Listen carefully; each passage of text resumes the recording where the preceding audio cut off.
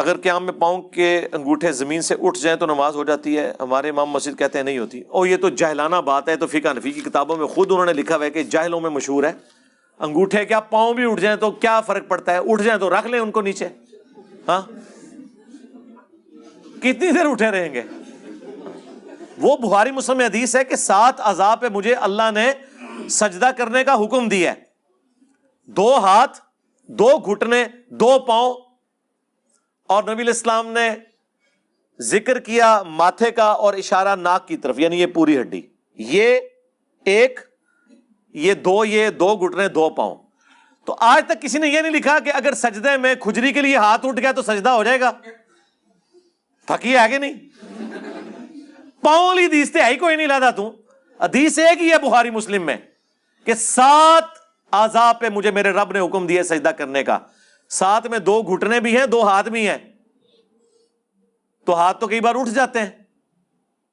تو آج تک کسی نے نہیں کہا کہ سجدے میں ہاتھ اٹھ گیا تو نماز ٹوٹ گئی۔ بھئی پاؤں اٹھے یا ہاتھ اٹھے کوئی فرق نہیں پڑتا، اٹھا تو دوبارہ رکھ لیں، آپ عذر کے طور پہ اٹھا نا۔ تو یہ ایویں مشہور کیا انہوں نے، او جی سجا انگوٹھا اڑا ہے نا جی یہ قلعہ ہے، کہتے ہیں جی ایسا ہو جیسے کھونٹی گاڑ دی ہوئی ہے۔ ان سے پوچھیں جو بخاری میں حدیث ہے، عبداللہ ابن عباس کہتے ہیں کہ نبی علیہ السلام تہجد کی نماز پڑھ رہے تھے تو میں آپ کے بائیں جانب آگے کھڑا ہو گیا، تو نبی علیہ السلام نے مجھے کان سے پکڑ کے دائیں طرف کھڑا کیا، تو ان کا تو وہ انگوٹھا کیا پورے دونوں کے دونوں پاؤں ہل گئے، ان کی نماز تو نہیں ٹوٹی، پھکی ہے نا۔ پھر جب 2 ساتھ ساتھ نماز پڑھ رہے ہو، تیسرا آئے تو یا امام نے آگے ہونا ہے یا مقتدی کو پیچھے کرنا ہے، تو اس کی نماز ٹوٹ جائے گی، ایویں جعلی بات ہے۔ امام کے پیچھے تیسری چوتھی رکعت میں امام فاتحہ نہیں پڑھنے دیتا، ہم کیا کریں؟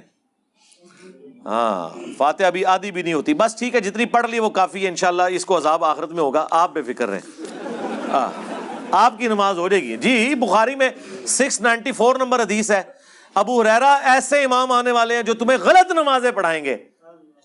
اب اس سے بڑی بات اللہ کے نبی کیا کرتے ہیں؟ آپ اللہ کے نبی نے کوئی ایسی بات نہیں چھوڑی جو امت کی اصلاح کے لیے آنے والا جو مولویوں نے کام ڈالنا تھا، یہ مولویوں کے خلاف ہی حدیث ہے نا، یہ علماء کے فضائل بیان ہوئے ہیں نا، ایسے امام آئیں گے جو غلط نمازیں پڑھائیں گے، یہ کس کے فضائل بیان ہوئے ہیں؟ انہی کے نا۔ کہتے ہیں جی علماء کی فضیلت نہیں بیان کرتا ہے، لے سن لو۔ تو نبی علیہ السلام نے فرمایا تم نماز پڑھ لینا، ان کی غلطی کا وبال انہی پہ ہوگا۔ میں یورپ میں مقیم ہوں، وہاں اکثر دوست ذبیحہ کے بغیر گوشت کھا لیتے جانتے بوجھتے ہوئے۔ حرام ہے جی میرے بھائی، جانتے بوجھتے ہوئے۔ اور لوگ نماز نہیں پڑھ رہے، یار یہ تو چھوٹی چیز ہے، نماز نہیں لوگ پڑھ رہے۔ آج تک کوئی رشتے کے لیے جاتے ہیں، دیکھتے ہیں جی بچہ کماتا صحیح ہو، جی بچی جو ہے وہ شریف ہو، یہ نہیں دیکھتے کہ نماز بھی پڑھتا ہے کہ نہیں بچہ یا بچی، اس کو ڈسکس ہی نہیں کر رہے ہوتے۔ تو یہ حرام خوریاں کر رہے ہیں، اور کیا پتہ ہے سب کو۔ مولانا طارق جمیل جو حور کی خوبصورتی بیان کرتے ہیں وہ کون سی حدیث کی کتاب میں؟ یہ اس کے لیے طارق جمیل صاحب سے ہی رابطہ کریں، یہ صوفیاء کی کتابوں میں اس طرح کی چیزیں ہیں ویسے لکھی ہوئی، ان کا بھی قصور نہیں ہے۔ تو باقی حور بک کرانی ہے تو انہوں نے رابطہ کرو۔ میں نے اپنا زیور اپنی بیٹی کے لیے رکھ چھوڑا ہے جو کہ ابھی شادی نہیں ہوئی، کیا مجھے اس پر زکوٰۃ دینی ہوگی؟ جی زکوٰۃ تو آپ نے دینی ہے۔ دیکھیں ایک مال پڑا ہوا ہے، اس پہ اللہ کا حق ہے کہ نہیں؟ ایک جگہ پہ سپوز 20 لاکھ کا زیور پڑا ہوا ہے، کوئی نہ کوئی مالک تو ہوگا نا دنیا میں اس کا۔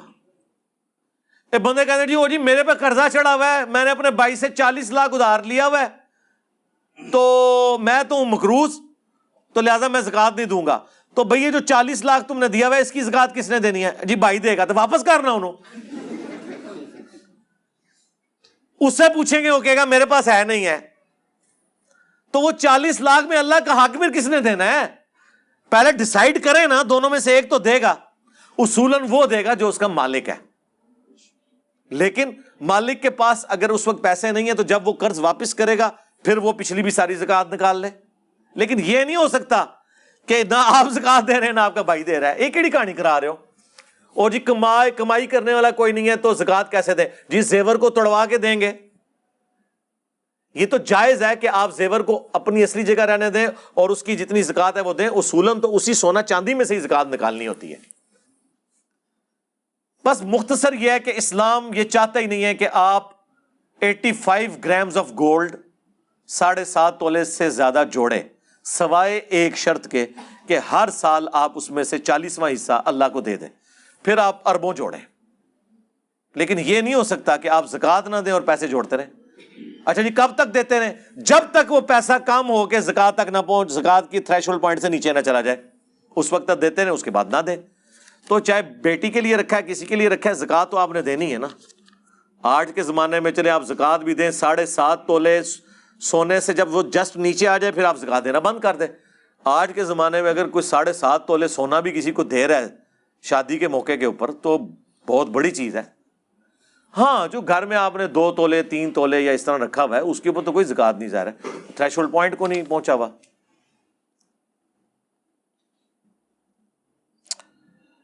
I have a piece of kiswa غلاف کعبہ if I can use it in water for شفا۔ اس کے بارے میں کوئی دلیل نہیں ہے کہ یہ نبی الاسلام کے تبرکات تو نہیں ہیں، تبرک تو وہی ہیں جو نبی الاسلام کے ساتھ جڑے ہوئے ہیں۔ غلاف کعبہ تو آل امیہ کا بنایا ہوا ہے، اس کے اندر کون سی شفا ہوگی؟ میں تو یہ اس مہنگے غلاف کعبہ کے بھی خلاف ہوں۔ غلاف کعبہ اچھی چیز ہے لیکن اس کے اوپر اتنا پیسہ لگا دینا، نبی الاسلام کبھی بھی اس کی اجازت نہ دے، یہ صرف شوشے ہی ہیں۔ بلند آواز اور آہستہ آواز میں نماز پڑھنے میں حکمت کیا ہے؟ اللہ کا حکم ہے، حکمتیں میں 50 بیان کر دوں گا مولویوں کی طرح، لیکن فائدہ کوئی نہیں ہے، یہ حکم ہے۔ انیشل اس کی کوئی بھی ریزن ہو، بعد میں حکم ہو جاتا ہے۔ جیسے انیشلی بخاری میں آیا کہ یہ رمل جو کرتے ہیں طواف کے پہلے 3 چکروں میں، طواف بھی وہ جو عمرے یا حج والا ہے جس میں احرام باندھا ہو، ایک سادہ طواف ہے اس میں رمل نہیں ہوتا۔ عمرے والا جو طواف ہے جس میں آپ احرام کی حالت میں ہوتے ہیں، 3 آپ نے چکر اکڑ کے اور چھوٹے قدموں کے ساتھ تیز تیز چل کے لگانے ہیں۔ اس کی حکمت یہ تھی کہ وہ کافر کہتے تھے کہ مسلمان مدینے گئے ہیں اور مدینہ بیماریوں کی سرزمین ہے، تو نبی الاسلام نے صحیح بخاری میں آتا ہے کہ حکم دیا کہ تم نے اس طریقے سے رمل کرنا ہے تاکہ پتہ چلے ہم صحت مند ہیں۔ لیکن وہ آج تک سنت جاری ہے۔ اذان انیشلی اس لیے ہوئی تھی کہ لوگوں کو خبردار کیا جائے مسجد میں آ جاؤ، آج اذان کی ضرورت باقی نہیں رہی ہے۔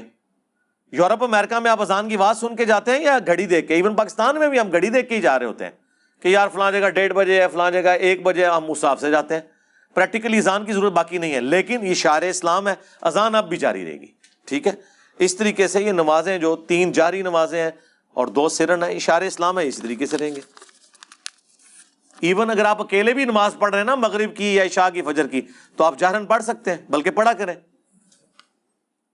اکیلے بھی پڑھ رہے ہیں، اکیلے بھی آپ جماعت کروا سکتے ہیں۔ سنن نسائی میں حدیث ہے کہ تیرے رب کو اس گڈریے پہ بڑا پیار آتا ہے جو پہاڑ کی چوٹی پہ اکیلا اذان اور اقامت کہہ کے جماعت قائم کرتا ہے۔ آپ اکیلے بھی کر سکتے ہیں، ہاں جی، کوئی نہیں ہے ساتھ تو آپ اکیلے کریں۔ اس میں آپ اسی طریقے سے جس طرح امام قرات بلند آواز سے کرتا ہے، تکبیرات بلند آواز سے کہتا ہے، اس طریقے سے آپ کریں۔ اگر امام حسین کربلا کی طرف سفر نہ کرتے تو مسلمانوں کو یہ دن نہ دیکھنے پڑتے۔ میرے بھائی یہ بالکل آپ نے صحیح سوال کیا ہے، کیونکہ جو جاہل علماء نے ہمارے اندر جو مشہور کیا ہے وہ اس کا رزلٹ یہی نکلنا تھا کہ آپ یہ جہالت شو کرتے۔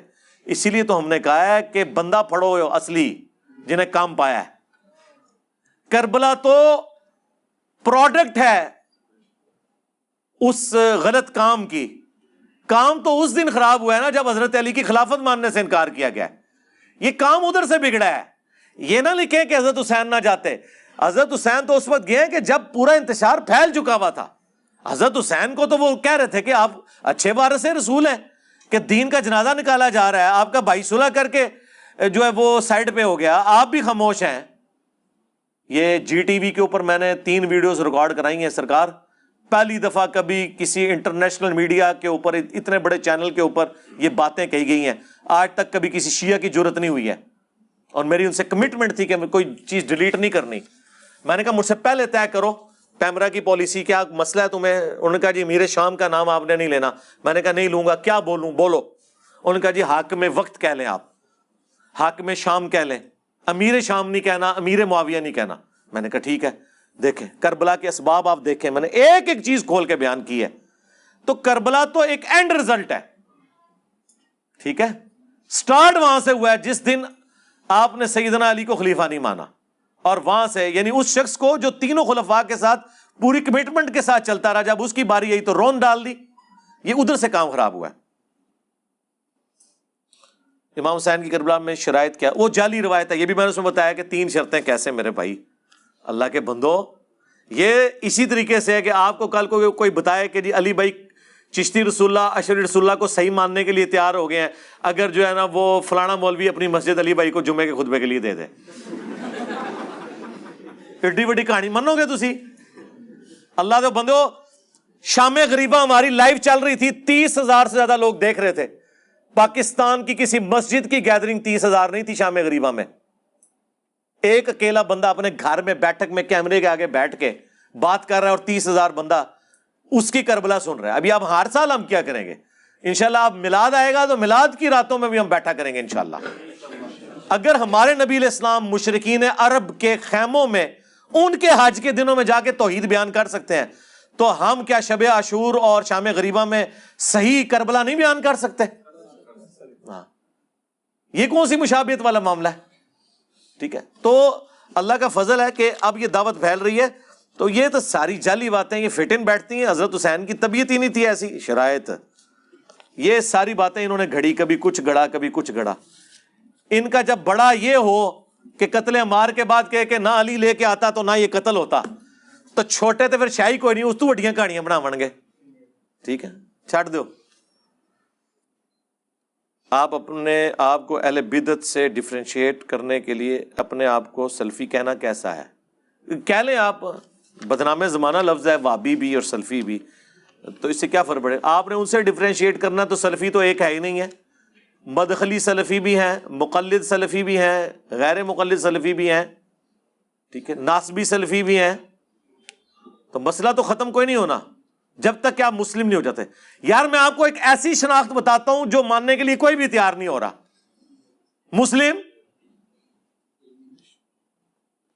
مسلم کے ہیں، آپ نے اپنے آپ کو ڈفرینشیٹ کرنا ہے نا، تو بریلوی تو اپنے آپ کو مسلم نہیں نا کہہ رہے، وہ تو کہہ رہے ہیں سنی حنفی بریلوی، تو آپ سلفی کیوں کہہ رہے ہیں اپنے آپ کو مسلم کے؟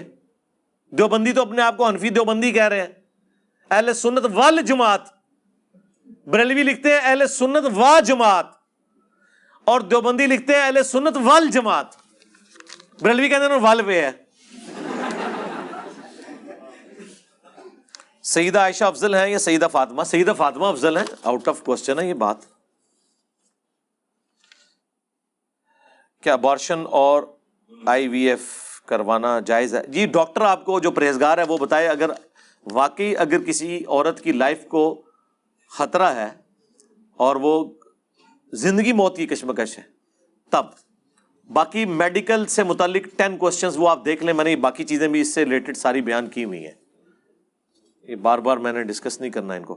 جہر نمازوں میں امام قرات تو اونچی کرتا ہے لیکن اعوذ باللہ اور بسم اللہ اونچی کیوں نہیں پڑھتا؟ کیونکہ یہ سنت یہی ہے، صحیح مسلم میں ہے، عبداللہ بن عمر کہتے ہیں، بخاری مسلم بلکہ دونوں میں ہے، نبی علیہ السلام حضرت ابوبکر اور حضرت عمر کے پیچھے میں نے نمازیں پڑھی ہیں، آپ اپنی قرات کا آغاز الحمدللہ رب العالمین سے کرتے تھے، یعنی وہ بتانا چاہ رہے ہیں کہ ثنا اعوذ باللہ اور بسم اللہ نبی علیہ السلام حضرت ابوبکر اور حضرت عمر آہستہ پڑھتے تھے، کبھی کبھار آپ نے اونچی بھی پڑھی ہے لیکن عمومی عمل آہستہ ہی ہے، یہ سنت ہے، یہ اس کی ریزن ہے۔ آپ کا کوئی طالب علم جو مر چکا ہو اور بعد میں قبر سے صحیح سلامت دریافت ہو، اگر نہیں ہے تو آپ کے حق پہ ہونے کی دلیل کیا ہے؟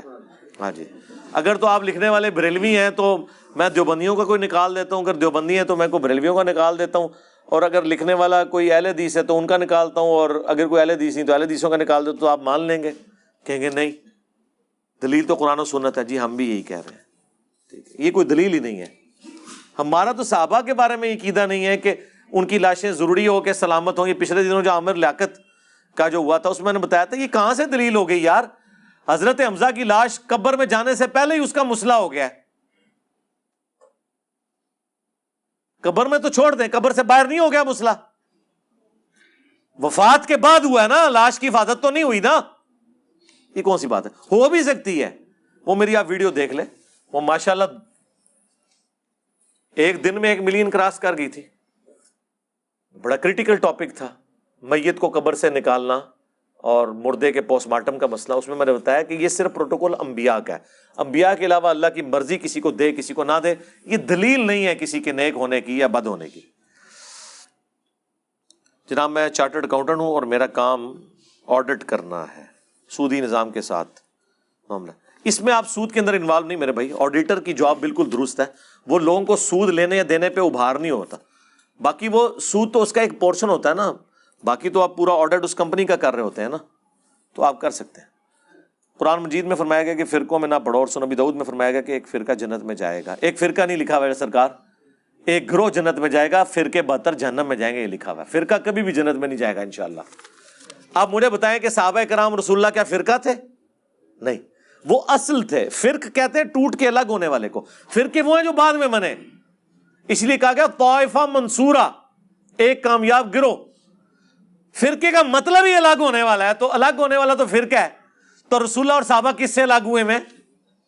یعنی درخت سے جو پتا ٹوٹ کے الگ ہوتا ہے وہ فرقہ ہوتا ہے نا. درخت یہ تو نہیں کہ پتا کہ تو فرقہ ہے, تو اوتھے ہیں میں ایتھے, تو چبارے سے چل پڑی تے میں منارے سے چل پڑی. خدا نہ جی یار. تو یہ فرقہ, اور یہ جو ہے نا کہ قرآن میں آیا فرقوں میں مت بٹو, یہ حکم ہے.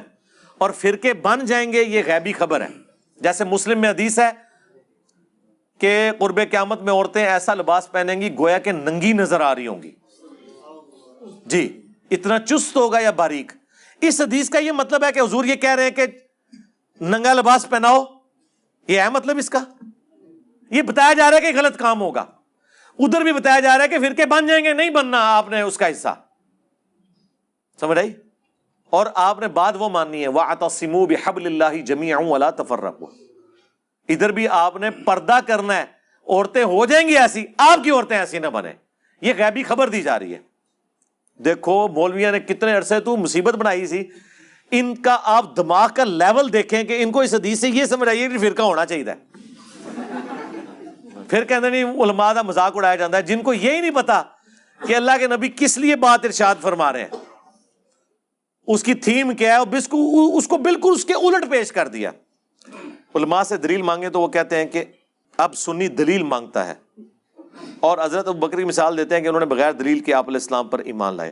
جی ہم بھی حضرت ابوبکر کے طریقے پہ ہیں, ہم آپ صلی اللہ علیہ وآلہ وسلم کے اوپر ایمان لائیں گے, لیکن آپ رحمت اللہ علیہ, آپ حافظہ اللہ, آپ آیت اللہ, آپ مدہ ذلہ, آپ دامت برکاتم عالیہ, آپ نو تو نہیں, آپ اپا نہ مندے. پھر آپ یہی تو ہم کہہ رہے ہیں. کہتے ہیں علماء سے پوچھیں, علماء سے دلیل پوچھیں گے اللہ اور اس کے محبوب علیہ السلام کے حوالے سے. عزتیں اویل کرو تم اللہ اور اس کے رسول کے نام کے اوپر. سواریاں مکے مدینے کے نام پہ سوار کر کے دیوبند اور بریلوی میں پھینک دو. کیا آپ ابو سفیان اور امیر معاویہ کو مسلمان سمجھتے ہیں؟ کیوں نہیں مسلمان سمجھتے؟ جی بالکل مسلمان ہے, اس میں کوئی شک. میرے کچھ ساتھیوں نے مجھے یہ پوچھنے کے لیے کہا, میرے بھائی آپ کے ساتھیوں کو پتہ ہی نہیں, آپ کو بھی نہیں پتا. میں نے تو بہت پہلے اس پہ ویڈیو, ایک میرے یوٹیوب پہ کلپ ہے, حسد کرنے والا مفتی, اس نے 4 سال پہلے میرے اوپر الزام لگایا کہ اسے غم ہے کہ ابو سفیان اور امیر معاویہ کیوں اسلام لے آئے. اینا وہ بھی منیا کہ مسلمان بندہ ہے انہوں نے, تو میں تب یہ صاف کی تھی. میرے بھائی اگر ہم مسلمان نہ سمجھ رہے ہو تو رضی اللہ عنہ کہیں. میں نے کبھی ابو جہل کو رضی اللہ عنہ کہا ہے؟ ہاں, کبھی علماء دیوبند کو میں نے رضی اللہ عنہ کہا ہے؟ ہاں کئی دفعہ کہا ہے یار. وہ المحنت کی عبارت پڑھتے ہوئے علماء دیوبند رضی اللہ عنہم بقول ان کے. احترام والے کپڑوں کو پاک کرنے کے لیے اگر پانی نہ ملے تو کپڑوں کو کیسے پاک کیے؟ جب خشک ہو جائیں تو اس کو آپ کھرچ دیں تو وہ پاک ہو جائیں گے. یہ بخاری مسلم میں موجود ہے. یعنی اس کی وہ جو سختی ہے نا, اس کو آپ انگوٹھے سے یوں کھرچ کے وہ نرمی آ جائے. باقی وہ جو داغ لگا ہوا ہے نا اس کے اوپر, اس داغ سے وہ ناپاک نہیں ہوں گے. وہ اوپر سے اتر گئی تو وہ کافی ہے. گناہوں سے بچنے کے لیے ہجرت کرنا کیسا ہے؟ اچھی بات ہے, اس سے بڑی کوئی نیکی نہیں ہے. کدھر جا رہے ہیں ہجرت کر کے؟ ہمیں بھی ذرا وہ جگہ بتا دیں. اس کے ساتھ یہ بھی لکھنا چاہیے تھا, اس کے بعد میں پتے باندھا کروں گا, میں یہ سوٹ بھی نہیں, میں کسی جنگل میں بیٹھوں گا. دیکھنا زیادہ دور ہجرت نہ کر جانا. ہاں یہ دنیا کمرہ امتحان ہے, اس میں پیپر دیں گے تو پاس ہوں گے, اس سے باہر نکل گئے تو فیل ہیں. ہاں بیوی بچے ماں باپ یہ آپ کا ٹیسٹ ہے, ان کو چھوڑ کے تو نہیں آپ جا سکتے. فری میسن اور ایلومنیٹیز کے بارے میں تفصیل سے بتائیں. سب کو پتا ہے جی میرے بھائی, یہ دجالی گروپ تیار ہو, وہ ہونے دیں جی, بے شمار ہوں گے. یہ جو کام ہے نا اس کے اندر امت کو الجھایا ہوا ہے بعض وائزین نے. اللہ کے بندو, ان چیزوں میں الجھا کے نہ آپ نے یہ پالیسیز کو دیکھنا ہے. یہ گورنمنٹ لیول کے کام ہے, ہمارے بڑوں کے دیکھنے کے کام ہے, ان کی پالیسیز کو کاؤنٹر کر. آپ یہ علم حاصل بھی کر لیں تو آپ نے کیا کرنا ہے؟ کچھ بھی نہیں. نیٹ کے اوپر سب کچھ اویلیبل ہے. اصل چیز ہے کہ آپ کیا دین کو کنٹریبیوٹ کر رہے ہیں. اور جی کافر چالاں چل رہے ہیں جی, یہ بڑی انہوں دی چال ہے جی, تو کافروں نے چالیں ہی چلنی ہے نا. چال تو وہ کر رہا ہے جو ممبر پہ کھڑے ہو کے کہہ رہا ہے قرآن حدیث ڈائریکٹ نہ پڑھنا گمراہ ہو جاؤ گے. وہ یہودی یا عیسائی کا پادری چال نہیں اسلام کے خلاف چل رہا جو کہہ رہا ہے قرآن جو ہے وہ فیبریکیٹڈ کتاب ہے, نعوذ باللہ. وہ چھوٹی چال ہے. بڑی چال یہ ہے کہ یہ کھڑا ہو کے کہہ رہا ہے کہ قرآن حدیث ڈائریکٹ نہ پڑھنا, بخاری ڈائریکٹ نہ پڑھنا گمراہ ہو جاؤ گے. ہاں جی, ہوں پتہ لگے ایلومناٹی کون کیڑے نے اور فری میسن کیڑے نے. ہاں, پاکستان کی ہر مسجد میں یہ بیٹھے ہوئے ہیں. ہاں جی, آئے ہو نا داڑھ تھلے, ہوں لاؤ نا انہوں. انبیاء پر بنائی گئی فلمیں دیکھنا کیسا ہے, ان میں کئی غیر اسلامی چیزیں بھی ہوتی ہیں. دیکھیں یہ ہم نے یہ بات کی تھی, اس پہ میری ویڈیو آ چکی ہے ابھی, یہ جو آخری مجلس اپلوڈ ہوئی ہے 42 نمبر, اس کے سٹارٹ میں پہلا سوال بھی یہی تھا کہ وہ لوگ جو دوسری فلمیں دیکھتے ہیں انفارمیشن کے طور پہ یہ دیکھیں تو یہ بہت انفارمیٹیو ہے اور عقائد کی اصلاح بھی ہوتی ہے. باقی جو عام جو پرہیزگار قسم کے لوگ ہیں ان کو ہم کب کہہ رہے ہیں وہ ضرور دیکھیں. علی بھائی میرا نام پرویز ہے, کہتے ہیں گستاخ رسول تھا. جی وہ تھا, تو اس سے کیا فرق پڑ گیا میرے بھائی. مسلم شریف میں حدیث ہے کہ 2 نام اللہ کو محبوب ہیں, عبداللہ اور عبد الرحمن, اور اس امت کے 2 بدبخت ترین انسان جو ہیں وہ انہی ناموں کے ہیں, عبداللہ ابن ابی رسول اللہ کا دشمن اور عبد الرحمن ابن ملجم حضرت علی کا قاتل. ان کر لو گل. حضور کہہ رہے ہیں بہترین نام عبداللہ اور عبد الرحمن, اور پریکٹیکلی نبی الاسلام کا سب سے بڑا دشمن عبداللہ اور مولا علی کا قاتل عبد الرحمن. اون کر لو, نام اس کے پہ ہے, کچھ بھی نہیں. نام کا اگر مطلب غلط ہو نا, کفریہ ہو شرکیہ ہو, ٹھیک ہے, پھر ہے, تو اس میں کوئی ایسا مسئلہ نہیں. ان ناموں سے کیا ہوتا ہے میرے بھائی. آج کل لوگ بینک سٹیٹمنٹ کے لیے 3 سے 4% ٹوٹل رقم کا وصول کرتے ہیں. اور یار یہ آپ مجھ سے کیوں پوچھتے ہیں؟ صحیح مسلم حدیث ہے, گناہ وہ جو تیرے دل میں کھٹکے ہو تو اس بات سے یار محسوس کرے کہ لوگوں کو پتہ چل جائے. تو آپ کے سامنے ہی ہے, جو چیز دھوکہ ہے وہ تو دھوکہ ہے. جماعت کے دوران مقتدی اگر دیر سے شامل ہو تو نماز مثال کو تیسری رکعت میں رفع یدین کرنا. اس کا اصول یہی ہے کہ جتنی دیر آپ امام کے پیچھے نا اتنی دیر امام کے رفع الیدین کے ساتھ ساتھ کرتے رہیں.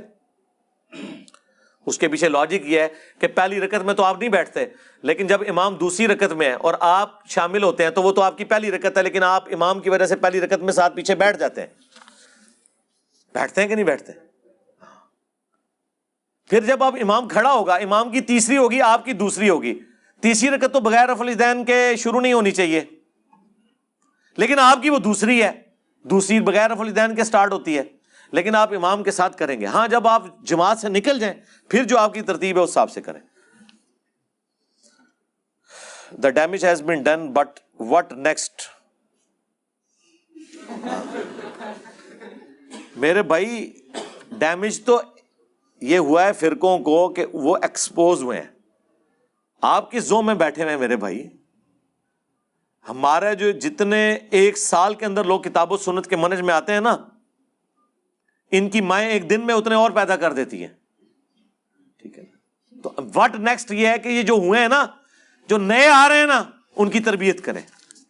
اتنا بڑا کام ہے کرنے والا. اگر کوئی شخص قضائے عمری نماز ادا کرنا چاہے تو کیا سفر میں 4 رکعت قضائے عمری کو نماز قصر کر سکتا ہے؟ قضائے عمری تو ہے ہی ایسے جعلی چیز ہے. قضا نماز آپ پڑھیں گے, قضائے عمری کا طریقہ دیکھیں. توبہ کے بعد جو بعد میں جو نمازیں قضا ہو رہی ہیں وہ ساتھ ساتھ پڑھنی ہے. یہ نہیں کہ بالغ ہونے سے لے کے ابھی تک پوری کرنی ساری گنتی. یہ تو ایک انہوں نے خود سے ایک اجتہاد کیا ہوا ہے. تو اگر آپ کی نماز جب آپ سفر سے گھر واپس آ گئے اور سفر کے دوران بھی کوئی نماز قضا ہوئی ہے نا, تو فیسلٹی سفر کے دوران کے لیے تھی نا, گھر آ کے آپ پوری پڑھیں. اور ہم نے جو آپ کو بتایا اس میں تو نماز قضا ہی نہیں ہوتی. نماز کیسے قضا ہوگی؟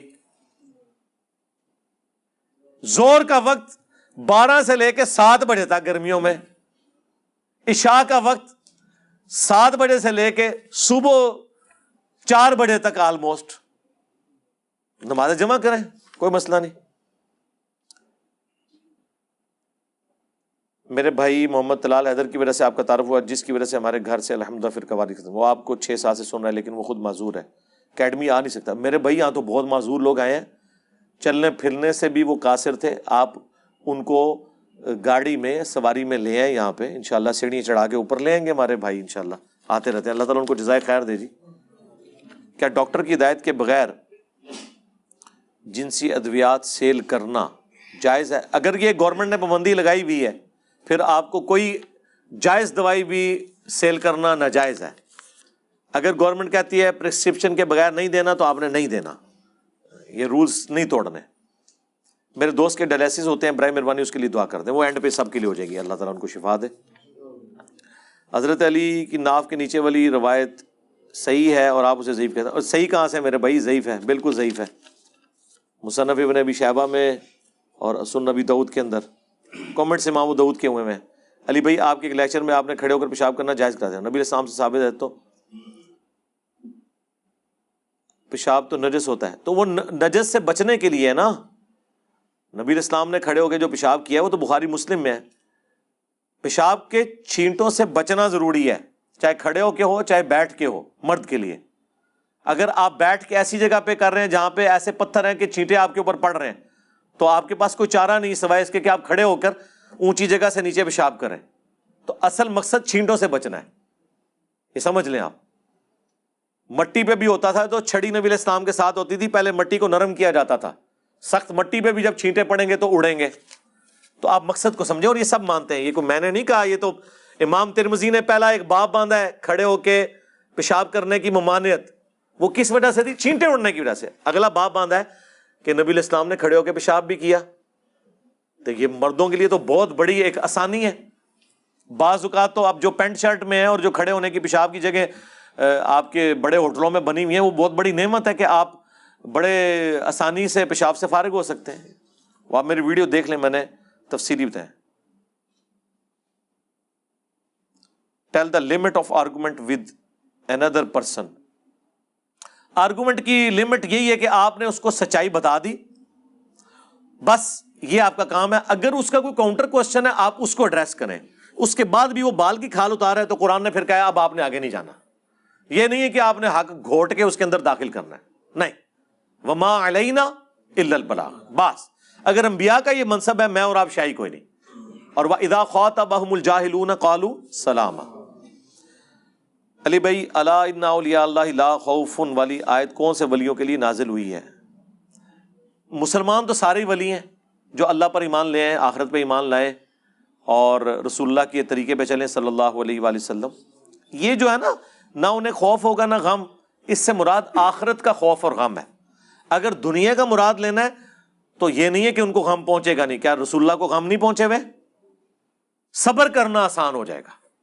اور اس کا مطلب قطعاً یہ نہیں ہے کہ جو کوئی ولی ہوگا اس کے سامنے آپ کوئی بم پھوڑے تو وہ ایسے نہیں کرے گا. یہ کوئی مطلب نہیں, یہ نیچرل ہے. یہ کسی کے سامنے بھی آپ کریں گے تو وہ کرے گا. یہ آپ کا رائٹ ہے کہ آپ نے اپنی حفاظت کے لیے کوشش کرنی. اللہ کے نبی نے اپنے باڈی گارڈ رکھے تھے, وہ تو جب قرآن کی آیت نازل ہوئی واللہ یعصمک من الناس, اللہ آپ کی خاص حفاظت کرے گا لوگوں سے, تو پھر نبی علیہ السلام نے باڈی گارڈ رکھنا چھوڑ دیے. حضرت ختیجہ کا جنازہ نہیں ہوا تھا کیونکہ جنازے کا حکم تو بعد میں آیا. پتہ نہیں, مجھے اس کی کوئی تفصیلات نہیں پتہ کہ حکم بعد میں آیا. اس وقت کیا کوئی دین ابراہیمی کے مطابق کوئی طریقہ چل رہا تھا, نہیں چل رہا تھا, تو اس سے تو کوئی فرق نہیں پڑتا میرے بھائی. جنازہ حق ہے فوت شدہ بندے کا زندہ لوگوں کے اوپر. فوت شدہ کو جنازہ, آج بھی کسی کا جنازہ نہ ہو وہ تو کوئی گناہ گار نہیں ہوگا. گناہ گار وہ ہوں گے جو نہیں پڑھ رہے. تو کسی کا جنازہ اگر نہیں ہوا تو اس کی ٹینشن نہ لیں. سمجھ آئی؟ حضرت ختیجہ کا اگر نہیں ہوا جنازہ تو یہ کوئی ٹینشن کی بات ان کے لیے تو نہیں ہے. عیسائی کہتے ہیں کہ ہمارا نبی افضل زندہ بھی ہے اور آسمانوں پہ بلند بھی ہے. جبکہ میرا خیال ہے ان جھگڑوں میں پڑھنے کی بجائے نبی علیہ السلام نے تو اس طرح کی چیزوں میں پڑھنے سے منع کیا ہے. ان کو کہ یار تم حضرت عیسیٰ کو افضل مان لو, رسول اللہ کا انکار نہ کرو, ٹھیک ہے. اصل چیز ہے کہ ایمان لانا ہے پیغمبروں کے اوپر, اور ہم نے ایمان لانے میں ان میں فرق نہیں کرنا. مرتبے کے اللہ نے فرق رکھے میں. حضرت عیسیٰ سے بھی افضل حضرت ابراہیم علیہ السلام ہے. حضرت عیسیٰ خود دین ابراہیمی پہ تھے. اگر تم ابراہیم کو بھی حضرت عیسیٰ سے افضل نہیں مان رہے تو ہمارے نبی کو تم نے کہاں سے افضل ماننا ہے؟ لہٰذا اس جھگڑے میں ابھی نہ پڑو. فی الوقت جیزس کرائسٹ کا ٹرو فالوور اور جیزس کرائسٹ کی ٹرو تعلیمات دنیا میں جس شخص نے پھیلائی ہیں وہ ہے جس کی قبر مدینے میں ہے. جیزس کرائسٹ کا نام دنیا میں جس شخص نے روشن کیا ہے وہ محمد رسول اللہ ہے صلی اللہ علیہ وآلہ وسلم. میری والدہ اکثر پریشان رہتی ہیں تو ان کے لیے دعا کریں. دیکھیں نہیں، ماؤں کا تو کوئی علاج نہیں ہے، وہ پریشان ہی رہیں گی مرتے دم تک اپنی اولاد کے لیے. ایک نیچرل اللہ نے رشتہ بنایا ہے. اصل میں جو لوگ آخرت اورینٹڈ نہیں ہوتے وہ دنیا کی چیزوں کی بہت زیادہ ٹینشن لیتے ہیں. اس کے لیے آخرت اورینٹڈ ہونا، ان کی پھر آپ کاؤنسلنگ کرتے رہے نا. ان کو مشکلیں پڑی اتنی کہ آسان ہو گئی، آخرت کے عذابات اور ان چیزوں میں ڈال دیں تو دنیا کا غم ویسے ہی بھول جائیں گی انشاءاللہ. How to counter with negative thoughts. ایک ہی طریقہ ہے، اچھی صحبت کریں، اپنے آپ کو مصروف رکھیں. فارغ بندہ مارا جائے گا اور بری صحبت والا مارا جائے گا. اور آج کل اچھی صحبت کوئی مشکل نہیں ہے. یوٹیوب سے بہتر کون سی اچھی صحبت ہو سکتی ہے؟ اتنا نالج ہے کہ آپ کو ہزاروں سال کی زندگی بھی مل جائے نا، ایک فیلڈ کا نالج کور نہیں ہوتا. اور یہ نہیں ہے کہ میں کہتا ہوں کہ آپ مولویوں کے بیان ہی لگا کے بیٹھے رہیں، نہیں. نیشنل جیوگرافی کی ڈسکوریز چینل کی ڈاکومنٹریز دیکھیں، ایسٹرونومی سے متعلق دیکھیں، ٹھیک ہے. یہ بھی سارا ثواب کا کام ہے. لوگ پوچھ رہے ہوں گے جائز ہے، میں کہتا ہوں تو ثواب ہے. یہ ساری کائنات اللہ کا فعل ہے. قرآن اللہ کا قول ہے تو 1000 آیات فزیکل فینومینا آف نیچر پہ ہیں جو اللہ کا فعل ہے. ہمیں تو ہر چیز کو دیکھ کے ہم خدا کی طرف ہی جاتے ہیں الحمدللہ. اب یہ جیمز ٹیلیسکوپ جو انہوں نے چھوڑی ہے اور جو نقشے وہاں سے بے ساختہ زبان سے سبحان اللہ نکلتا ہے. ہاں اللہ بھلا کرے اجمیر شریف والوں کا کہ انہوں نے وہ ٹیلیسکوپ چھوڑی. ہاں اس سے پہلے بغداد شریف والوں نے وہ ہبل ٹیلیسکوپ چھوڑی تھی، آپ کو پتا ہے اتنی بڑی. ہاں اب ان بزرگوں کی اتنی خدمات نہ ہوتی تو ہم تک یہ چیزیں پہنچتی. تو آئے ہو نا داڑھ تھلے. جو لوگ دنیا کی پریشانیوں سے اتنے ناامید ہو چکے ہیں کہ شکوہ کرنے پر مجبور ہو جاتے ہیں، ان کے لیے کچھ بیان کر دیں کہ وہ کیسے جذبات پر زبان. بھائی وہ آخرت کی طرف دیکھیں تو انشاءاللہ تعالیٰ انہیں صبر نصیب ہوگا. دنیا میں یہ آپ کیسے سمجھ رہے ہیں کہ ہر بندہ سکھی ہے؟ مجھے کوئی بندہ بتائیں جو دنیا میں سکھی ہو. آپ کو نظر آ رہا ہوگا نا، یہ تو اس سے پوچھے نا کہ اس پہ کیا گزر رہی ہے. ہر بندے کا ٹیسٹ اللہ نے ڈیفرنٹ رکھا ہے اور ٹیسٹ مسٹ ہے. اگر ٹیسٹ سے کوئی آزاد ہوتا تو پیغمبر ہوتے ہیں نا. تو پیغمبروں پہ تو سب سے زیادہ تکلیفیں آئی ہیں. ابو داؤد ترمذی میں حدیث ہے سب سے زیادہ تکلیفیں دنیا میں انبیاء پر آتی ہیں اور اس کے بعد ان پر جو انبیاء کے بعد اللہ کو سب سے پیارے ہوتے ہیں اور اس کے بعد ان پر جو ان کے بعد سب سے پیارے ہوتے ہیں. کیا حسین ابن علی جیسی تکلیف کسی پہ آئی ہیں؟ ہاں تو بس انہیں یاد کر لیا کرے. وَلَنَبْلُوَنَّكُمْ بِشَيْءٍ مِّنَ الْخَوْفِ وَالْجُوعِ وَالنَّقْصٍ مِّنَ الْأَمْوَالِ وَالْأَنفُسِ وَالثَّمَرَاتِ. خوف سے، بھوک سے، جان اور مال میں نقص سے اللہ نے آزمانا ہے ہر بندے کو. ہاں آزمائش ڈیفرنٹ ہوگی. مسلم شریف میں حدیث ہے ہمیشہ اپنے سے نچلے لوگوں کی طرف دیکھو، اللہ کی نعمتوں پہ تمہیں قناعت نصیب ہو جائے گی. نچلے سے مراد ہے جو زیادہ تکلیف میں ہے انہیں دیکھ لو. دنیا میں کوئی شخص یہ دعویٰ کر سکتا ہے کہ میرے سے زیادہ دنیا میں کوئی تکلیف میں نہیں ہے؟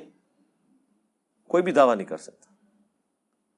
تو بخاری مسلم میں حدیث ہے کہ مسلمان کو جو تکلیف پہنچتی ہے، دکھ، درد، اندیشہ، صدمہ، حتیٰ کہ پاؤں میں جو کانٹا بھی چبھتا ہے، اس کے بدلے اللہ تعالیٰ اس کے گناہ معاف کر دیتا ہے.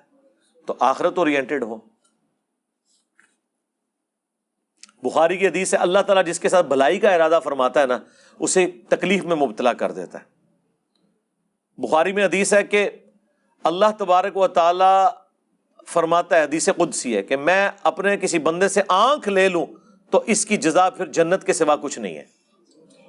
اور ایک حدیث بخاری کی ہے کہ اگر میں کسی انسان سے اس کی پسندیدہ چیز لیتا ہوں، کوئی بھی ہو سکتی ہے، اس کی اولاد بھی ہو سکتی ہے، کوئی اور چیز ہو سکتی، تو اس کی جزا پھر جنت ہے. اب یہ ساری چیزیں ذرا اگر دنیا کی تھوڑی سی تکلیف سے ہمیشہ کی کامیابیاں مقدر ہونے والی ہیں تو پھر اللہ کا شکر ادا کریں. According to Islam if you are not able to marry due to financial or other reason, you have to do fasting. But as a 20-year-old boy, knowing that I have no chance till 26, او یار 27 سال میں تو میری شادی ہوئی ہے یار. وہ بھی میرے کالا نے زبردستی کرائی ہے. شکر ہے اچھے ویلے ہو گئی ہے. ہوں تو میں جڑے کام وچ پیا تو شاید ایک بھی نہ کر سکتا. اپنا پیشن اور بنائیں میرے بھائی، ان چیزوں سے باہر نکلیں. لگ جائے گا پتا ایک بار ویاہ ہو جائے تو تسی رونا ہے. ہاں. اور آج کے اس ماڈرن دور میں جب خرچوں کی جو صورتحال ہے, مہنگائی کی جو صورتحال ہے, اور کنوارے تو اللہ کا شکر ادا کرو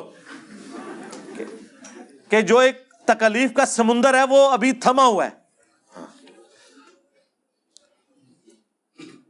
تعویذ لے کر گلے یا بازو میں باندھنا جائز ہے یا ناجائز ہے؟ بدعت ہے جی. تعویذات پہ میری ویڈیوز کئی ایک ریکارڈنگ ہے, اس کی موجود ہے. مسئلہ 109 بھی ہے, پچھلے دنوں بھی وہ حروف ابجد پہ بھی میری ویڈیو آئی تھی. کوئی نہیں میرے بھائی, تعویذات وہی ہیں جو آپ نے سنت اذکار کرنے ہیں بس. حنفی اور اہل حدیث کی اقامت میں فرق کیوں ہے؟ اچھا, میں نے کہا وہ پوچھ رہے ہیں کہ حنفی اور اہل حدیث میں فرق کیا ہے, تو میں نے بتانا تھا وہ جو سیالکوٹ کے ایک مولانا نے کہا تھا نا, جس کتے کے کان ہو نا, ہاں وہ وابی دیوبندی ہوتا ہے, جیسے کٹے ہون وہ وابی اہل حدیث ہوتا ہے. ہاں, تو اقامت میں فرق, اہل حدیث کی اقامت بالکل ٹھیک ہے جی. بخاری میں حدیث ہے, نبی علیہ السلام اذان کے کلمات ڈبل اور اقامت کے اکیرے تعلیم فرماتے تھے. ڈبل اقامت بھی ثابت ہے اذان ترجیح کے لیے, جس میں اشہدو ان لا الہ الا اللہ اور اشہدو ان محمد رسول اللہ 4 دفعہ کہا جاتا ہے. اس کی اقامت حنفیوں والی ہوگی, ابو داؤد میں موجود ہے. حنفی اذان ادھر سے لیتے ہیں, اقامت وہاں سے اٹھاتے ہیں. آپ سعودیہ میں بھی حرمین میں دیکھ لیں, اقامت اکیری ہوتی ہے. یہ فرق اللہ نے رکھا ہوا ہے. اہل حدیث کی اقامت درست ہے.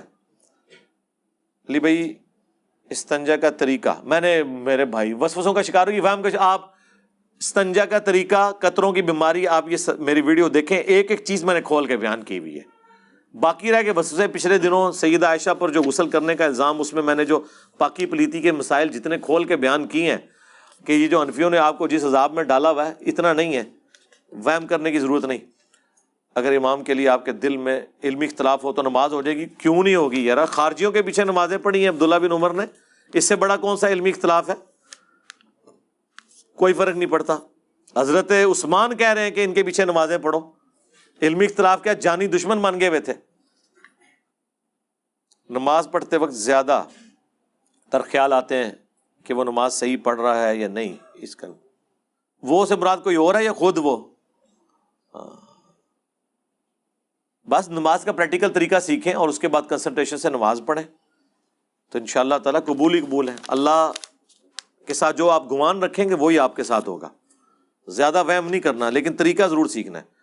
لوگوں سے کم ملنا اور ترک کے دنیا میں کیا فرق ہے؟ کم ملنا تو بہت بڑی عافیت ہے جی.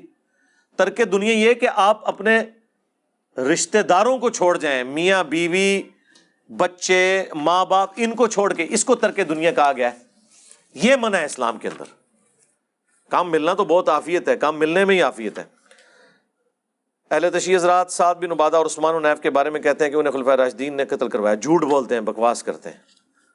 اگر ایک کم علم آدمی کسی مفتی سے فتویٰ لے اور فتویٰ غلط ہو تو کیا بروز حشر یہ فتویٰ بطور صفائی قبول ہوگا؟ ایک مفتی سے کیوں فتویٰ لیتا ہے؟ کوئی مشکل کام نہیں ہے. بچہ داخل کرانا ہو 5 بندوں سے مشورہ کرتا ہے, مفتی سے نہیں کرتا. اس میں دین کے مسئلے میں اپنے مفتی سے پوچھتا ہے, اس کے مخالف سے. دنیا میں آپ اس لیے آئے ہیں کہ آپ جو ہے وہ ایک بندے سے مسئلہ پوچھ کے آگے چل پڑیں گے؟ نہیں, مخالف سے بھی پوچھیں اور پھر کمپیریزن کریں. دنیا میں آپ کو اللہ نے اپنے کاموں کے لیے بھیجا ہے, ان کاموں کے لیے بھیجا ہے کہ آپ نے جناب جس کے پیچھے لگے ہوئے ادھر ہی لگے رہیں گے. کیا میمز بنانا جائز ہے؟ میمز بنانا جائز تب ہے جب آپ ان میمز کے اندر کوئی گانے نہ استعمال کریں بےہودہ قسم کے, اور کسی کو بدنام اس طرح نہ کریں کہ اس نے وہ بات نہیں کی اور آپ اس کی آؤٹ آف کانٹیکسٹ پیش کر رہے ہیں, وہ کہنا کچھ اور چاہ رہا تھا. اس طرح کی میمز نہ ہو. باقی جو بزرگوں کے واقعات ہیں وہ تو گج وج کے بیان کرتے ہیں, تو آپ بھی گج وج کے مذاق اڑائیں ان کا, وہ تو آپ کا رائٹ ہے. انہوں نے جو کچھ کیا ہے دین کے ساتھ. ہماری جتنی بھی میمز بنی ہوئی ہیں اصلاحی ہیں, یہ بھی ایک ذریعہ دعوت پہنچانے کا. بہرحال وہ بےہودہ لطیفے وغیرہ وہ والی میمز نہ ہو. کئی لوگ جو ہیں وہ میمز کی وجہ سے ہی الحمدللہ کتاب و سنت کے منہج تک پہنچ گئے. انسان کی عزت اور ذلت سب اللہ کے ہاتھ میں, تو پھر انسان کا کتنا اختیار ہے؟ نہیں, انسان کا اختیار یہ ہے نا کہ وہ ذلت والے کام تو نہ کرے. اللہ کے اختیار میں ہے, لیکن اللہ نے کچھ رولز بتائے ہوئے ہیں. بیماری کون دیتا ہے؟ اللہ. تو اللہ نے یہ کہا کہ گٹر کا پانی پینا شروع کر دو اور ہیپیٹائٹس نہیں ہوگا انشاءاللہ. کو بات کریں, اللہ نے کچھ قانون بنایا ہے. سردیوں میں ننگے پاؤں آپ فرش پہ پھریں گے تو ٹھنڈ لگے گی میرے بھائی. موٹر بائک پہ 100 کی سپیڈ پہ آپ سردیوں میں ہیلمٹ بھی نہیں پہنیں گے اور آپ کے ناک میں آواز آ رہی ہے تو وہ اپنا کام نہیں ڈالے گی؟ نیچرل ہے. جس طرح پانی پینے سے پیاس بجھتی ہے، کبھی ہوا ہے کہ آپ پانی پیے اور پیاس نہ بجھ رہی ہو؟ بجھ جاتی ہے نا. کھانا کھا لیں تو سکون ہو جاتا ہے. اس طرح بیماریاں بھی اسی طریقے سے اللہ تعالیٰ نے فزیکل لاز رکھے ہوئے ہیں، وہ آپ نے احتیاط کرنی ہے. اس کے باوجود کوئی تکلیف آتی ہے اس پہ صبر کرنا ہے، اللہ تعالیٰ شفا دے گا. اس طرح ذلت اور عزت والا معاملہ بھی ہے، تو آپ اپنی ایفرٹ پٹ کریں. ہو سکتا ہے جس چیز کو آپ ذلت سمجھ رہے ہیں وہ آپ کے لیے عزت ہو. اب میرے بارے میں مولوی تو سمجھتے ہیں کہ یہ تو ذلیل ہو گیا ہوا ہے، سارے مولوی اس کے خلاف بول رہے ہیں، اس کے خلاف یہ کر رہے ہیں، پورے ملک میں ہنگامہ کھڑا کر رہے ہیں. یہ تو مجھ سے پوچھے نا کہ میں کتنا مزہ لے رہا ہوں اس کا، کہ بالکل صحیح ٹارگٹ کے اوپر ہماری بات لگ رہی ہے، کہ ہم نے آئیڈینٹیفائی کر لی ہیں وہ مجرمین جنہوں نے دین کے ساتھ کھلواڑ کیا تھا، اور ان کی جو چیخیں ہمیں بتا رہی ہیں کہ ان کے پاس کوئی چیز نہیں ہے، اور اللہ کے نبی کا جھنڈا بلند ہو رہا ہے صلی اللہ علیہ وآلہ وسلم. علی بھائی آج کل لوگ ایک مولوی کا نام لکھا ہے اس کو سنتے ہیں گمراہ ہو رہے ہیں. اور کوئی نہیں یار، اللہ کے بندے، کیا اوقات ہے اس بندے کی؟ آپ جس بندے کا نام لکھ رہے ہیں وہ تو اپنے بڑے علماء شیعہ کے بارے میں کہہ رہے ہیں ان کو میں کچھ نہیں سمجھتا ہوں. خود کیا وہ 4-5 مطلب 100 یا 4-5 ہزار لوگ دیکھ رہے ہیں، آپ ان کو کہہ رہے ہیں میرے ذریعے سے نہ کروائیں. ہم اصولی بات کرتے ہیں. اگر کپڑوں پر خون وغیرہ کے دھبے پڑ جائیں تو صورت میں نماز ہو جائے گی جی. خون جو ہے نا، جو حیض کا خون ہے وہ ناپاک ہے، باقی جو جسم کا باقی خون ہے وہ پاک ہے. تھوک بھی پاک ہے، پسینہ بھی پاک ہے. پاک سے مراد ہے ناپاک نہیں ہے. یہ نہ ہو کہ نہیں کھا لو. تھوک پاک ہے، کوئی تھوک پھینک کے اسے چاٹتا تو نہیں ہے نا.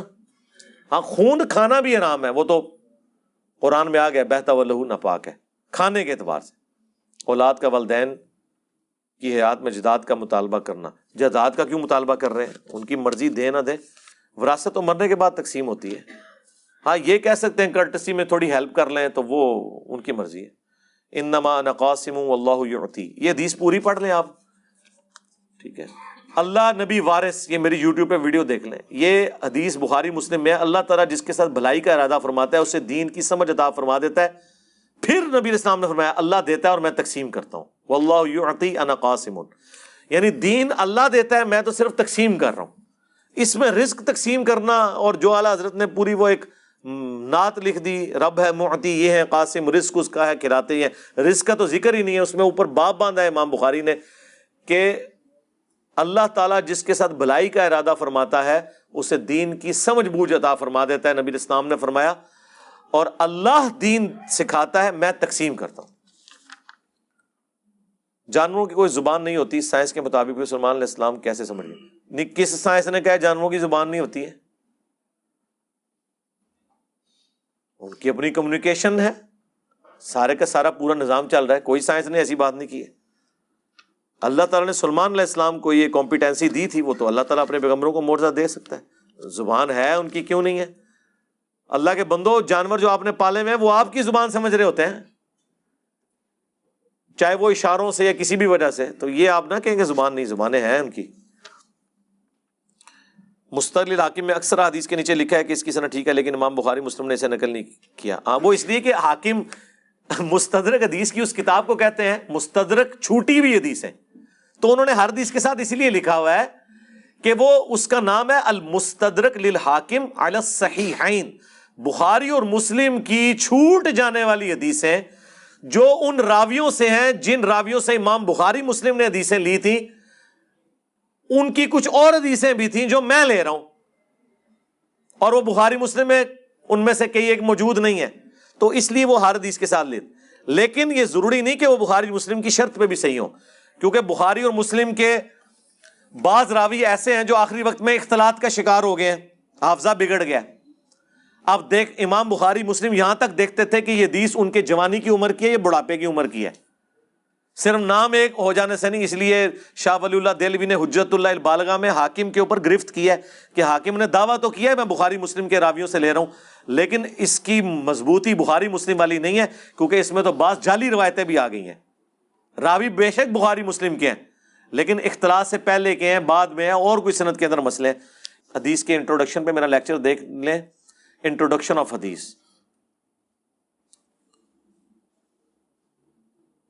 قرآن سے دروازہ ثابت کیا حضرت عمر نے حضرت فاطمہ پر، اور جھوٹ ہے میرے بھائی، وہ دروازے اللہ کے بندو مسجد کی طرف دروازے، جی مسجد کے تو دروازے آئے تھے نا جی، گھروں کے بھی دروازے تھے لیکن وہ بند نہیں ہوتے تھے, صرف پردہ ہوتا تھا.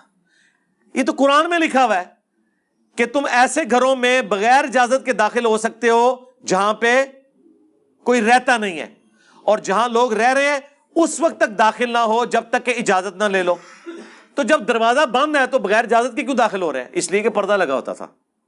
اس لیے کہا گیا کہ آپ گھر میں داخل ہوتے وقت السلام علیکم کہیں گے تاکہ کوئی اہل خانہ کسی اور کنڈیشن میں وہ اپنے آپ کو سیدھا کر لیں, کیونکہ آپ کو تو اپنے گھر جانے کی اجازت لینے کی ضرورت نہیں ہے, دوسرے بغیر اجازت کے جائیں گے نہیں. باقی تو میں نے اس کے اوپر ویڈیو ریکارڈ کرائی ہے, واقعہ کربلا کے پس منظر میں مکمل تفصیل سے کتاب مل سکتی جی, مل جائے گی اینڈ پہ آپ کو کربلا کا پس منظر والا ریسرچ پیپر. حضرت عثمان کی شہادت کا بھی لکھا ہوا ہے اس میں. امت کو ایک جگہ جمع کرنے کے لیے وابی شیعہ سنی سب ختم کیوں نہیں ہوتا؟ یہ ختم نہیں ہوں گے میرے بھائی. ان کو ختم کرنے کے لیے یا تو دنیا کے سارے انسان پاگل ہو جائیں, سوچنا چھوڑ دیں, پھر بھیڑ بکریوں کی طرح ایک بندہ ان کو ہانک لے, یا دوسرا ہے کہ وقت کا پیغمبر موجود ہو اور ساروں کا ایک ہی لیڈر ہو وہ, تیسرا کوئی حل نہیں, اختلاف تو رہے گا. یہی ہمارا ٹیسٹ ہے, اسی میں آپ نے حق تک پہنچنا ہے. کیا آل عمران کی آیت 179 کے مطابق اللہ تعالیٰ انبیاء کے علاوہ غیب سے کسی کو مطلع نہیں فرماتا ہے؟ جی بالکل واضح ہے. وما كان الله ليطلعكم على الغیب ولكن الله يجتبی من رسله من یشاء. اپنے رسولوں میں سے جسے چاہتا ہے چن لیتا ہے, اور پھر رسولوں کے ذریعے ظاہر ہے کہ امت تک بھی ٹرانسفر ہوئی ہیں چیزیں. ہمیں کئی ایک باتیں ایسی پتہ ہیں جو نبی الاسلام نے ہمیں بتائی ہیں, قرب قیامت کی نشانی ہے ساری چیزیں. اللہ کی شان الوہیت کا تقاضا ہے کہ دوسروں کو اقتدار, تصرف اور اختیار عطا فرمائے. جی دنیا میں تو اللہ نے خلیفہ بنا دیا آپ کو, جب وہ خود تو اللہ کی تو شان کا یہ بھی تقاضا نہیں تھا کہ وہ پیغمبروں کے ذریعے توحید کا تعارف کرواتا. کیا اللہ پیغمبروں کا محتاج ہے؟ لیکن یہ اللہ تعالیٰ کی ول ہے کہ بندوں میں سے میں اپنے ریپرزینٹیٹو چنوں گا. ورنہ سورہ الشعراء کے سٹارٹ میں ہے ہم چاہتے تو آسمان سے ایک نشانی ایسی نازل کرتے کہ سب لوگ ایمان لے آتے, پیغمبروں کی بھی ضرورت نہ پڑتی. لیکن ول آف گاڈ کو تو نہیں آپ چیلنج کریں گے. اس طرح دنیا میں فرعون کو اللہ نے اگر اقتدار دیا ہے تو یہ ول آف گاڈ ہے کہ آزمائش کے لیے دیا ہے. اس سے اللہ کے ساتھ کوئی شریک نہیں ہو گیا. اس نے تو اپنے بارے میں کہہ دیا سبحان ربک رب العزت عما یصفون. اللہ تعالیٰ ہر اس شرک سے بلند ہے جو لوگ اس کی طرف منسوب کرتے ہیں. اللہ کو کوئی فرق پڑتا ہے؟ آپ زیادہ والے بخاری شریف اور مسلم شریف, تو میں پھر کتوں دیواں فضائل اعمال شریف اور فیضان سنت شریف تو دیواں. اہل تشیع کا کہنا ہے کہ کیا امام بخاری سے غلطی نہیں ہو سکتی؟ یہ تو جنرل سٹیٹمنٹ ہے نا, آپ کوئی مثال لے کے آئے نا کہ یہ بات ہے جو ہمیں ہے. دوسرا شیعہ کو اگر یہ اعتراض ہے کہ ہماری کتاب سے والے نہیں دیتا, تو آپ کی کتاب سے تو سب سے زیادہ والے میں دیتا ہوں, قرآن سے, کیونکہ غدیر خم پہ بخاری شریف اور رسول الکافی شریف نہیں تھی, قرآن اور اہل بیت تھا. قرآن کو پکڑنا تھا, اہل بیت کے ساتھ اس نے سلوک کرنا تھا. تو شیعہ کی کتاب قرآن ہے بنیادی, سنی کی کتاب قرآن ہے, تو سب زیادہ والے. آج جتنا میں نے سلمان رشدی کے اوپر کیا ہے سارے قرآن سے ہی ریفرنس دے کے قرآن سے ہی تفسیر کی ہے نا. ان باتوں سے باہر نکلے میرے بھائی.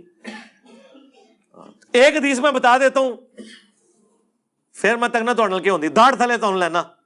ہاں جی, طبرانی میں روایت ہے, مشکات میں ہے, مسند احمد میں ہے, فضائل صحابہ امام بن حنبل کی کتاب میں ہے کہ میری وجہ سے 2 فرقے یعنی وجہ سے حضرت علی قصور نہیں ہے, یعنی حضرت علی کو بنیاد بنائیں گے جس طرح عیسیٰ ابن مریم کو بنیاد بنا لیا یہود و نصارہ نے. جہنم میں جائیں گے, ایک میری محبت میں غلوف کر کے, ایک میری دشمنی میں. یہی حدیث اصول الکافی میں بھی موجود ہے, شیعہ کی جو حدیث کی کتاب ہے, جس طرح صحیح بخاری ہمارے ہاں. یہ ایک حدیث ہے.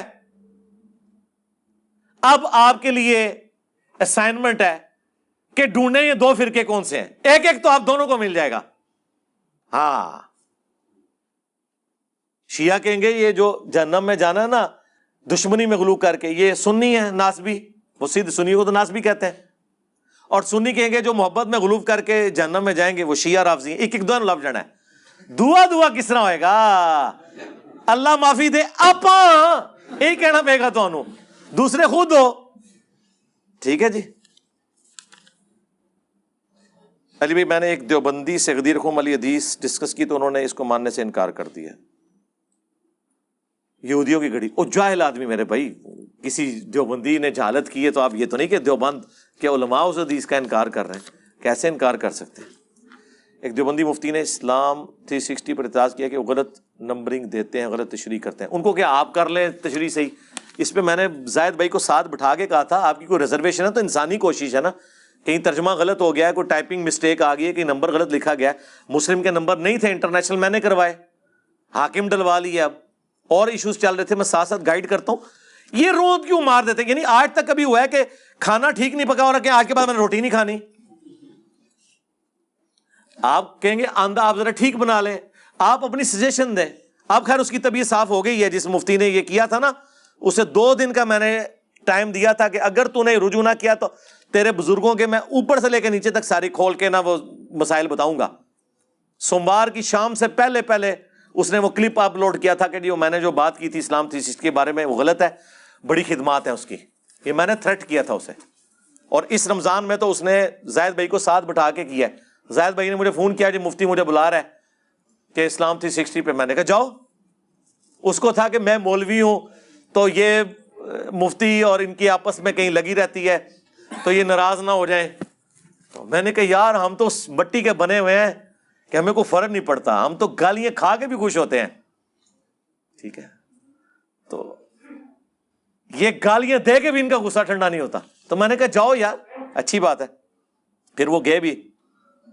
میرا سوال ہے کہ جب واقعہ کربلا ہوا تو اس وقت نبی الاسلام کی تربیت یافتہ صحابہ نے آپ کی مدد کیوں نہیں کی؟ یہ کئی دفعہ میں بول چکا ہوں, جی ٹی وی والا پروگرام جو دیکھیں اس میں نے یہ ساری باتیں بتائی ہیں آپ کو.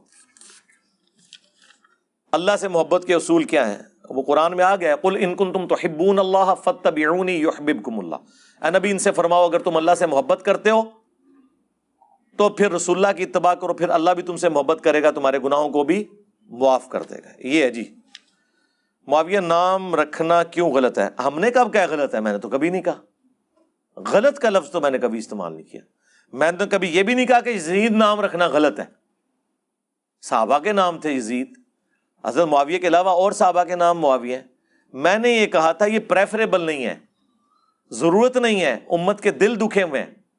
تو یہ چیز ہے, اگر رسول اللہ یہ کہہ سکتے ہیں کہ واشی تیرا اسلام قبول ہے لیکن مجھے شکل نہ دکھانا, تو نے میرا چچا قتل کیا ہوا ہے. تو یہ نبی الاسلام جو سٹیٹمنٹ دے رہے تھے, کیا یہ آپ کی ایسی سٹیٹمنٹ تھی کہ جس کو آپ جنرلائز کر لیں گے؟ یا اس کے بعد صحابہ کرام بھی پھر کہتے تھے تو نے اپنی شکل نہیں مجھے دکھانی؟ نہیں, ساری جنگوں میں شریک رہے ہیں. مسلمہ کذاب کو حضرت واشی نے قتل کیا. تو آپ اللہ کے بندو ذرا اس معاملے کو سمجھا کریں. نمازی کے آگے سے کسی انسان یا پالتو جانور کے گزرنے سے نماز نہیں ٹوٹتی ہے, لیکن نبی الاسلام نے اس چیز کو پسند نہیں فرمایا. ابو داؤد میں حدیث ہے ایک بکری گزر رہی تھی, آپ نے اس کو سائڈ پہ کر دیا. بخاری مسلم میں حدیث ہے اگر کوئی سترا آپ رکھ کے نماز پڑھے اور آپ اور سترے کے درمیان سے کوئی گزرنے کی کوشش کرے, اس کو روکو, نہ رکے, لڑو اس سے, وہ شیطان ہے. تو یہ پسندیدہ نہیں کہ آپ کے آگے سے گزرے, نماز نہیں ٹوٹتی.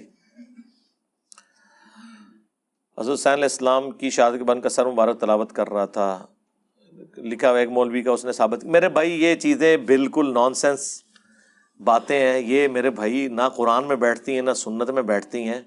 اگر یہ ساری چیزیں ہونی ہوتی تو نبی علیہ السلام بھی میت کے اوپر چرپائی پہ کلام کر رہے ہوتے, جب کہ ثقیفہ بانی ساعدہ کے بعد سارے معاملات ہو چکے ہوئے تھے.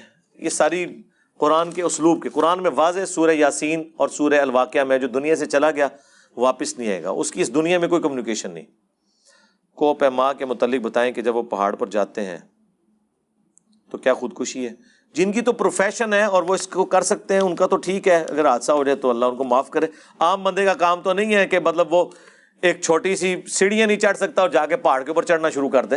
گریجولی کرے اس کو. اگر کوئی پروفیشن کے طور پہ بنانا چاہتا ہے تو پراپر طریقے سے بنائے, تو اس میں کوئی حرج نہیں ہے. وضو میں سر کا مسح کرنے کا سنت طریقہ وہی ہے جو بخاری مسلم میں ہے کہ آپ نے یوں ہاتھ پیچھے لے جانے ہیں. یہ جو کہتے ہیں ایسے کر کے جس طرح مرضی لے جائیں, سادہ یوں لے جائیں, ایسے واپس لیں, سر کا مسح ہو جائے گا. سیکورٹی گارڈز کے متعلق بتائیں جب وہ وی آئی پی پرسنالٹی کی آپسی دشمنی میں مارے جاتے ہیں. ظاہر ہے تو پھر اپنی ڈیوٹیز اگر ایمانداری سے کر رہے ہیں اس دوران مارے جاتے ہیں, وہ تو شہید ہے نا جی. کسی چور ڈاکو کی حفاظت پہ نہ لگے میں ہو.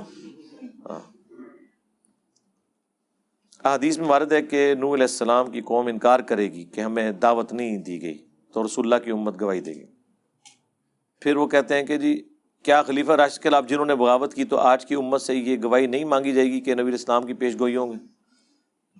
جی یہ تو واضح ہے قرآن میں سورہ البقرہ کی آیت نمبر 159 اور 160 جو ہم نے کربلا والے ریسرچ پیپر کے ٹاپ پہ لگائی ہے کہ جو لوگ اللہ تعالیٰ کی طرف سے آئی ہوئی خبروں کو، دین کی باتوں کو، چاہے قرآن کی شکل میں سنت کی شکل میں چھپا لیتے ہیں، ان پہ اللہ کی فرشتوں کی تمام لعنت کرنے والوں کی لعنت ہے جب تک کہ توبہ کر کے وہ باتیں بیان نہ کر دیں. یہ تو قرآن میں لکھا ہوا ہے، یہ جنرل رول ہے.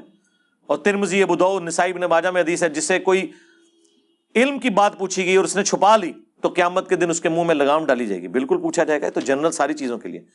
کیا یورپ جانے کے لیے جو کاغذی شادی کی جاتی ہے کوئی جائز نہیں میرے بھائی، وہ نکاح اسٹیبلش ہی نہیں ہوتا، بالکل غرر ہے، دھوکہ ہے، حرام ہے، ظلم ہے. عمر سیریز میں جو عورتوں کے کردار ہے، جو میوزک ہے، وہ جائز ہے. عورتوں کو نہ دیکھیں جی آپ. وہ جو میوزک پہ میرا آپ ایشو دیکھ لیں، میں میوزک مطلقاً نہیں ہے، میوزک کے اوپر وہ شرعی حکم جو آپ بیان کرنا چاہ رہے ہیں اس کے لیے میری آپ ویڈیو دیکھ لیں. وہ جو بےہودہ قسم کے گانے میوزک ہیں ان کی ممانعت ہے. ایلو جی تہاڈا پورا تھدا ہے جے. ایک سوال ایسا نہیں جڑا مینوں بھیجیا تسی تے میں نہ پڑھیا ہوے. ہاں